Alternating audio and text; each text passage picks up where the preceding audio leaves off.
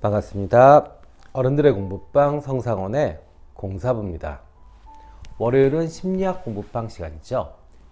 우리는 오늘 인간 본성의 법칙 중에 방어적 태도의 법칙에 대해서 알아보도록 할 겁니다. 방어적 태도의 법칙은 결국 설득의 심리를 이야기합니다.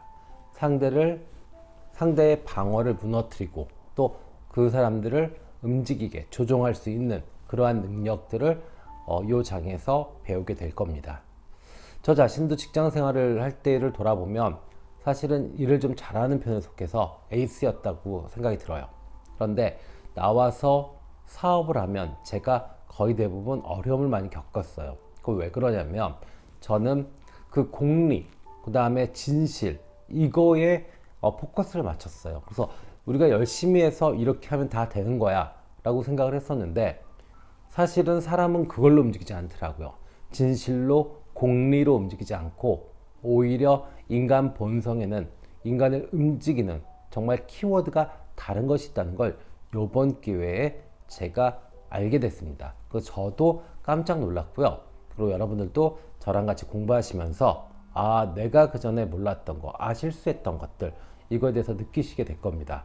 그래서 이 장에서 우리가 알 수 있는 것들은 실제로 사랑을 하실 때도 마찬가지예요. 사랑도 설득하고 상대를 조종하잖아요. 조종하는 게 무조건 나쁜 거 아닙니다. 네, 영향력을 끼쳐서 공동의 어떤 목표, 공동의 어떤 행동을 한다는 거기 때문에 무조건 나쁘다고 볼 수는 없어요.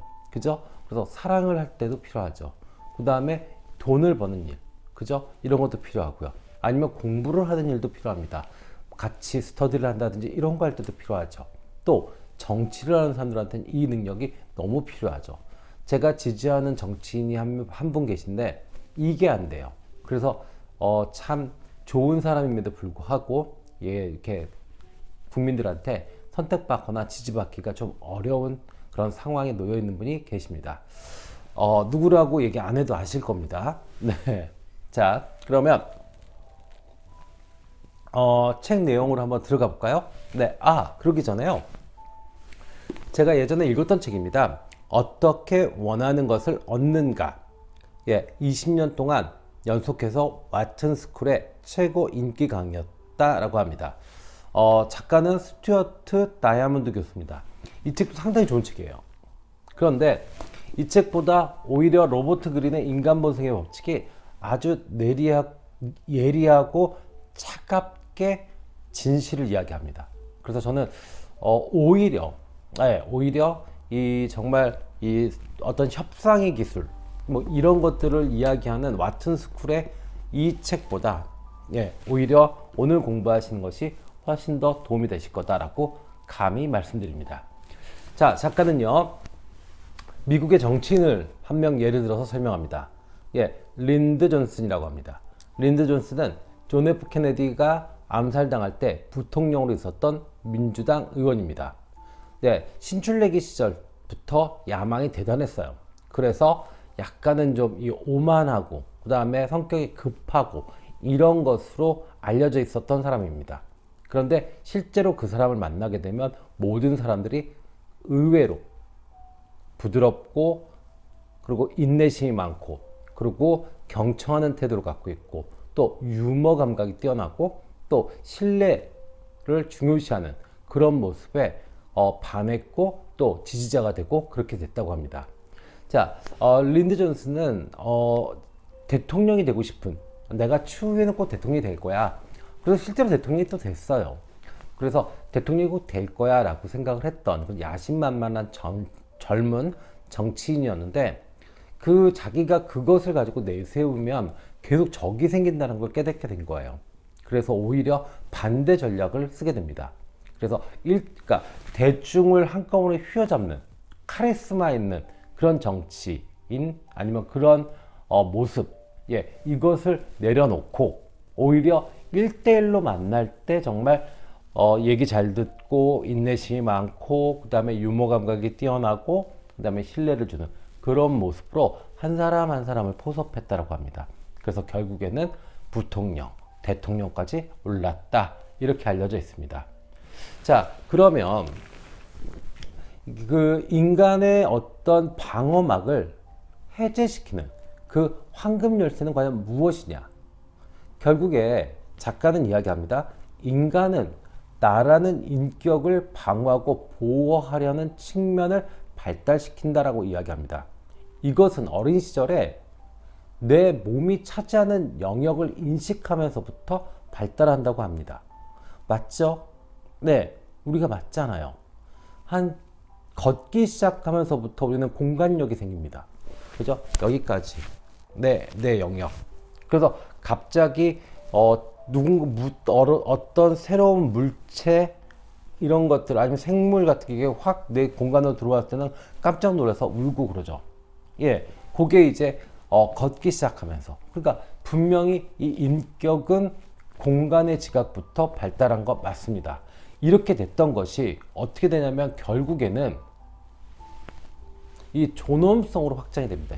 심리적으로. 그러니까 내가 이 정도 에어리어, 이 정도의 어떤 물리적 공간 안에서 내가 어떤 그 인격적 방어막을 형성하고 있는 것이 결국에는 자기의 존엄성으로 확장이 되고, 네, 그리고 이것이 자기 스스로의 선택의 삶, 네, 이것으로 자신의 어떤 그 존엄성을 표현하게 된다. 이렇게 작가는 이야기합니다. 예, 설명이 이해가 되실 겁니다. 그렇죠? 아예 납득이 안 되는 설명 아니죠? 네, 좋아요. 자, 그러면 작가는 또 이야기합니다. 그러면 우리가 원하는 것을 상대편으로부터 동의받거나 아니면 함께 할 수 있게 하는 그 힘, 그거는 과연 어떻게 만들어지는 것이냐? 이거는 제대로 된 예가 있다. 뭐 사랑. 자, 사랑은요, 사랑에 빠지게 되면 그 감정 자체가 상호적입니다. 그죠? 상호적으로 계속 교류하잖아요. 그죠? 그리고 이 마법에 빠지게 되면 결국에는 자기의 자존심이나 습관, 완고한 태도들을 내려놓을 수 있죠. 맞죠? 그리고 심지어는 나의 의지력을 상대가 마음대로 좌지우지해도 그것을 허용합니다. 그런데 또 웃기는 건 그러면서 안정감을 얻죠. 맞죠? 결국엔 이것의 핵심이 수용된다는 거. 그러니까 나를 수용한다, 나를 인정한다는 그 개념이 베이스, 바탕이 되기 때문에 가능하다는 이야기를 합니다. 사랑이 왜 필요할까요? 사랑이 물론 결혼해서 하면은 먹고 사는 문제를 해결해 줄 수도 있죠, 사랑이. 그러나 실제로 사랑 그 자체가 먹고 사는 문제를 해결하는 건 아니에요. 그죠? 그러면 사랑의 가장 근원적인 그 가치, 그리고 그 핵심적 역할은 사실 인정이에요. 내가 사랑받을 만한 가치가 있는 사람이구나. 그리고 저 사람이 최소한 나를 위해서 이렇게 시간과 정성을 쓸 수 있을 만한 이런 존재가 나이구나. 이런 인정이 되는 겁니다. 그러니까 자, 수용의 감정 중요하죠. 근데 우리는 어떻게 해요? 사랑뿐만 아니라 사업, 일, 공부할 때 어떻게 해요? 인정해 주는 게 아니라 심판하죠. 너 이거 잘못했으니까 이거 고쳐. 그리고 너 이거 내 말이 맞으니까 너 이거 따라와. 이렇게 하죠. 그러니까 우리의 협상의 기술은, 설득의 기술은 다 망쳐지는 겁니다.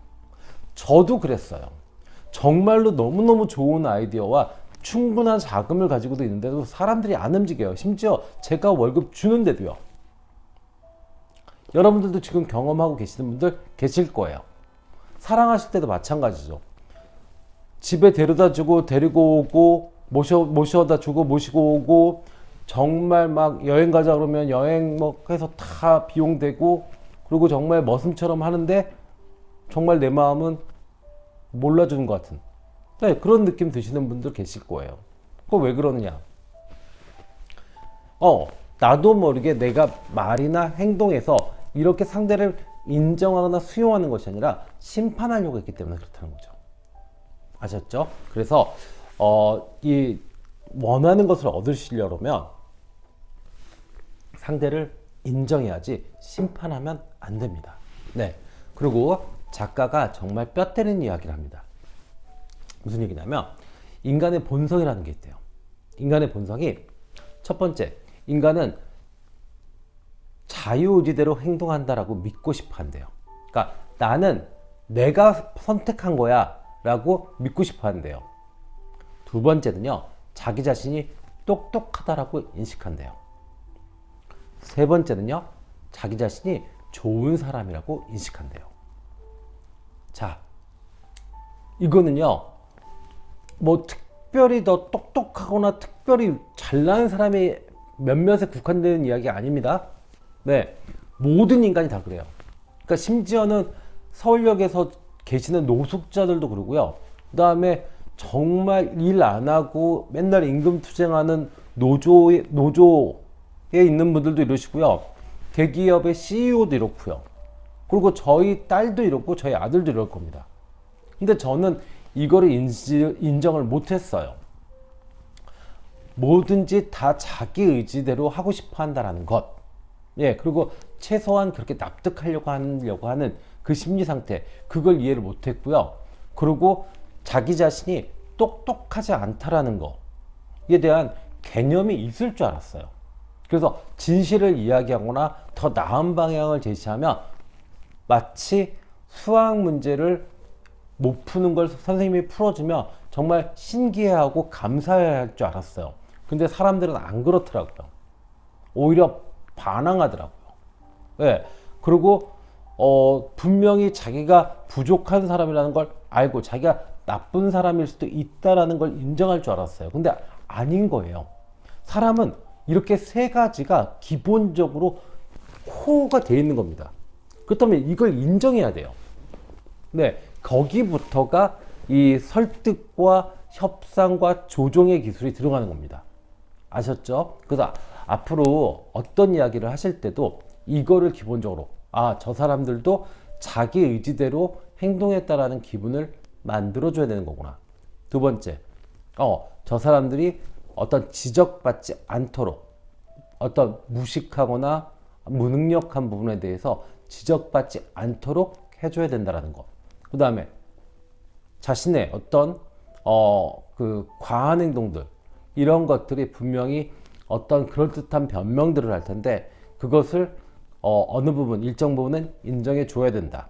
이렇게 인식하시고 설득하시고 대화를 하셔야 됩니다. 아셨죠? 네.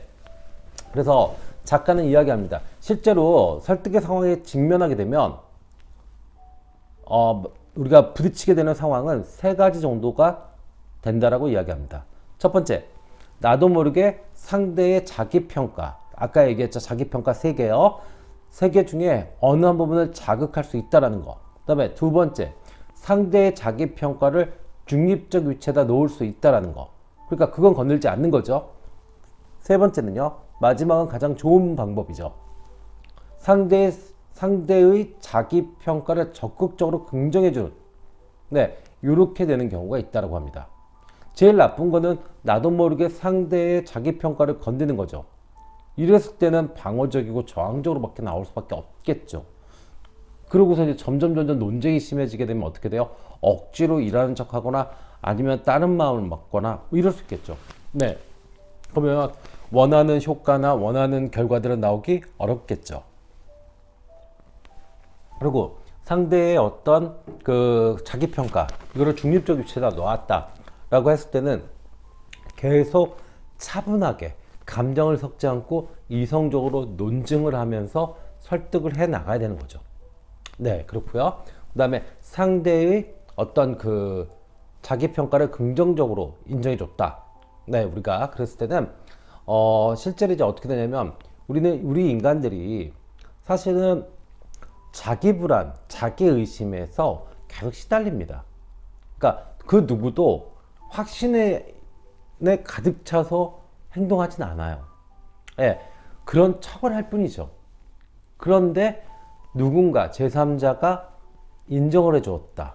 그러면 사실은 이 상대편 입장에서는 긴장이 풀리고 불안이 감소하죠. 네, 그러면 어떻게 돼요? 우리가 불안이 많으면, 중요한 얘기입니다. 불안이 많으면 모든 관심은 자기에게만 쏠리게 됩니다. 그래서 뭐든지 다 자기식으로 해석하게 되고 타인에 대한 어떤 의사나 의견, 이런 것들을 잘 파악하지 못해요. 진입 파악이 안 됩니다. 네, 요즘 친구들이 많이들 그래요. 정말로 상담을 그렇게 열심히 해줘도 나중에 딴소리예요. 그리고 그 똑같은 이야기를 다르게 해석하는 경우가 많습니다. 그리고 제가 얘기해 준 거를 다르게 가서 행동하는 경우도 많아요. 이거 왜 그러느냐? 불안이 있으니까, 자기가 불안하니까 계속 시선이 내 안에 머무르는 겁니다. 밖으로 못 나가요. 그런데 봐봐요.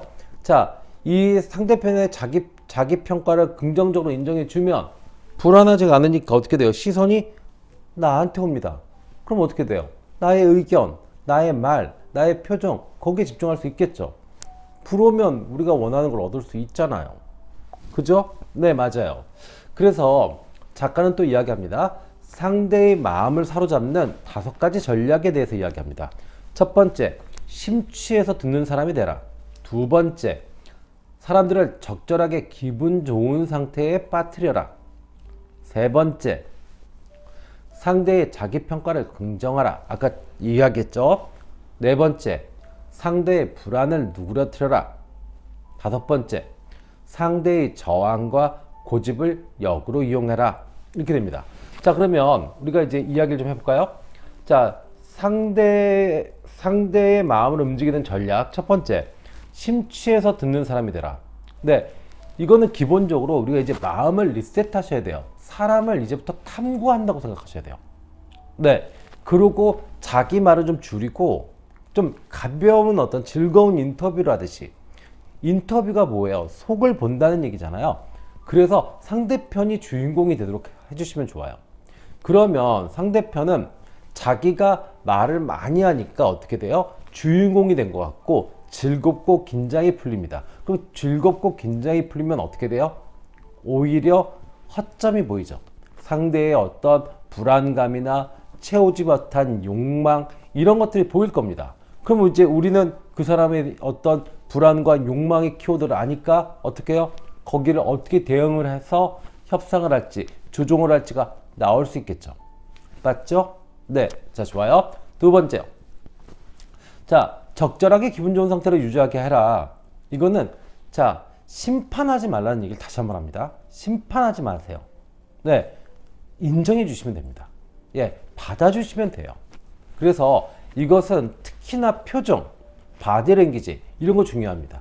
그래서 가벼운 스킨십 있잖아요. 뭐 어깨를 툭툭 친다든지 아니면 이렇게 뭐 손을 만져준다든지 이런 식으로 해서 상대를 기분 좋게, 그래서 이런 기분 좋은 상태가 어쩌면 최면과도 같은 역할을 시켜서 내가 원하는 메시지를 그가 따를 수밖에 없게 만든다. 이렇게까지도 이야기합니다. 아셨죠? 자, 그다음에 세 번째요. 상대의 자기 평가를 인정해라. 네, 아까 이야기했어요. 상대의 자기 평가 뭐였죠? 자율, 똑똑함, 그 다음에 선량함입니다. 자율 기억하세요. 인간의 자기 평가는 자율, 똑똑함, 선량함. 자기 스스로 자유로운 존재다라고 인식하는 거고요. 두 번째, 자기가 웬만큼 똑똑하다. 네, 이렇게 인식하는 거고. 세 번째, 자기는 참 좋은 사람이다. 이렇게 인식합니다. 맞죠? 네, 그래서 그것을 인정해 주세요. 네, 그래서 자율적인 거는 상대의 선택으로, 예, 이것이 이루어지고 있다는 것을 계속 경험시켜주면 좋습니다. 그러니까 내가 강요해서 이 사람이 예라고 하는 것이 아니라 이렇게 하다 보니까 제가 이거 할래요. 그럼 해봐. 또 재밌는데? 잘하는데? 이런 경험들을 축적시켜주면 그 사람은 나의 조종 그리고 나의 설득에 따라올 수밖에 없다. 이렇게 되는 겁니다. 이거 지금 연애 잘 안 되시는 분들도 이 얘기 잘 들으셔야 돼요. 아셨죠? 네, 이거 똑같습니다. 연애 잘하는 사람이 돈도 잘 벌어요. 예. 뭐 연애의 머리와 공부 머리, 뭐 사업 머리 다른 거 아니에요. 연애 잘하는 사람들이 일도 잘하고 공부도 잘하고 합니다. 아셨죠? 네. 자, 그래서 그렇게 되고 똑똑하면요. 반대 의견을 자꾸 이야기하면은 서로가 의견이 대립이 됩니다. 그죠? 그래서 여기에는 이제 그 구체적인 팁이 있는데, 일단 상대 의견을 반대하더라도 서서히 인정을 해주면서 타협점을 찾는 방식도 괜찮다라고 이야기합니다. 그러면 상대가 어떤 도덕적으로나 아니면 지적으로 우월하다는 것을 느끼게 돼요. 그러면 오히려 내가 원하는 결과물에 쉽게 접근할 수 있다. 이렇게 됩니다. 그리고 아예 협상이 안 될 것 같다. 그러면 차라리 조언을 구하는 방식으로 그 사람과 협상에 임하는 것도 좋은 방법이다라고 이야기합니다. 자, 그 다음에요. 선량하며. 선량함. 우리가 그렇잖아요. 돈 받고 일하는 데 가서는 욕합니다, 사람들이. 그죠? 아이고, 이거 힘드네, 저거 힘드네, 이런 얘기들 맨날 해요. 불만이 산더미입니다. 근데 돈 내고 가가지고 일하는 데서는 불만이 하나도 없어요. 어디 무슨 스님이 무슨 봉사한다, 김장 담근다 이러면 우르르 갑니다. 자기 돈 내가지고.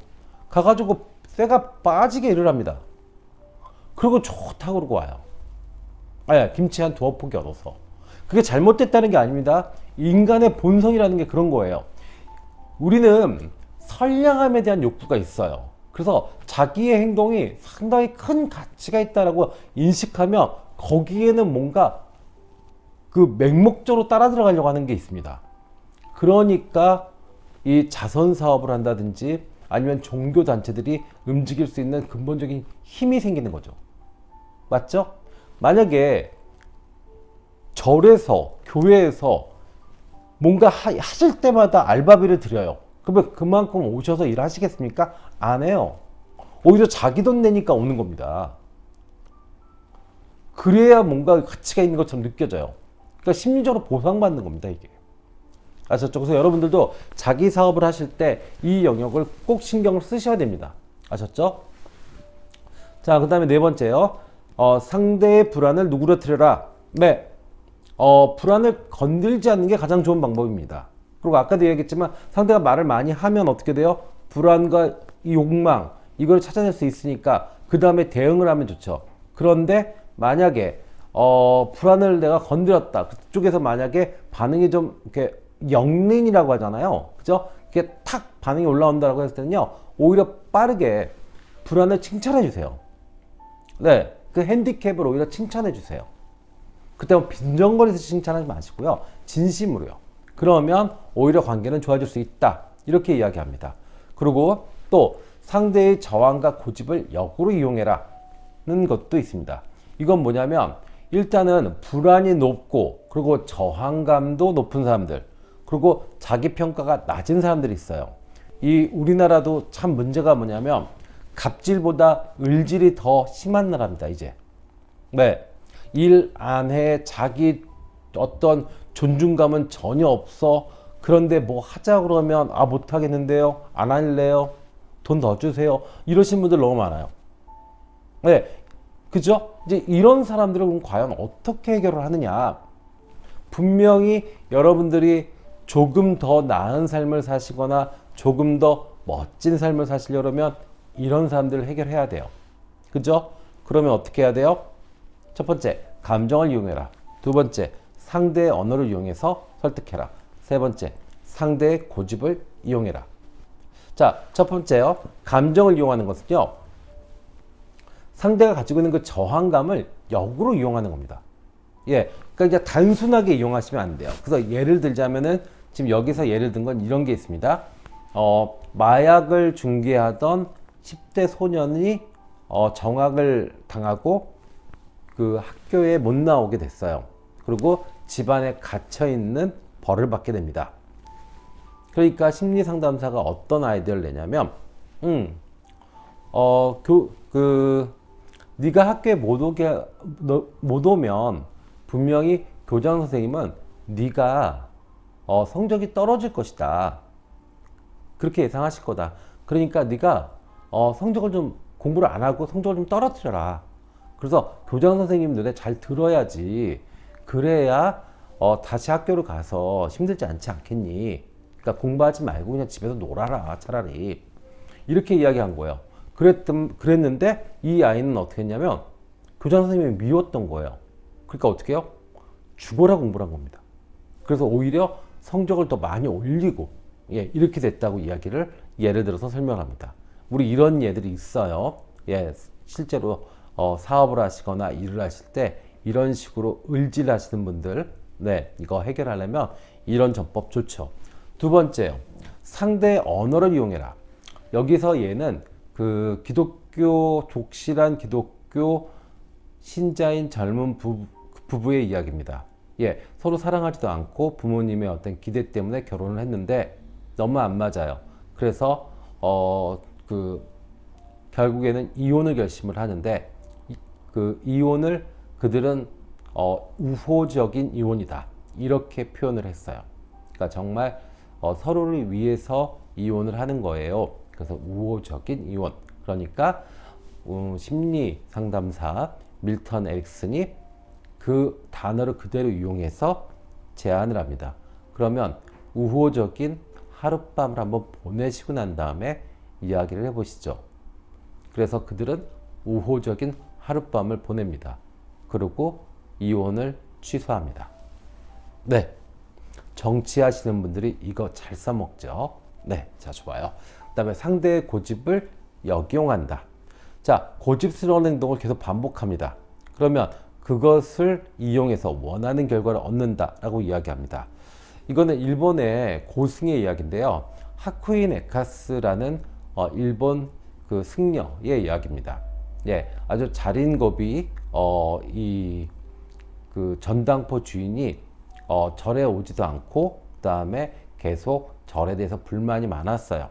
그러니까 이 승려께서 그 전당포 주인한테 연부를 할 때마다 돈을 줄 테니까 내 그 연부를 살 테니까 연부를 하는 거를 나한테 파시오라고 했어요. 그랬더니 이 전당포 주인이 너무 신난 거예요. 그래서 매일매일 연부를 해가지고 그거를 증서를 만들어서 확인을 받고 돈을 받아가기 시작했어요. 근데 며칠이 지나고 나니까 돈 받으러 안 오는 거예요. 왜냐면 연불이 너무 재밌는 거예요. 마음이 편안해지고 기분이 좋아졌대요.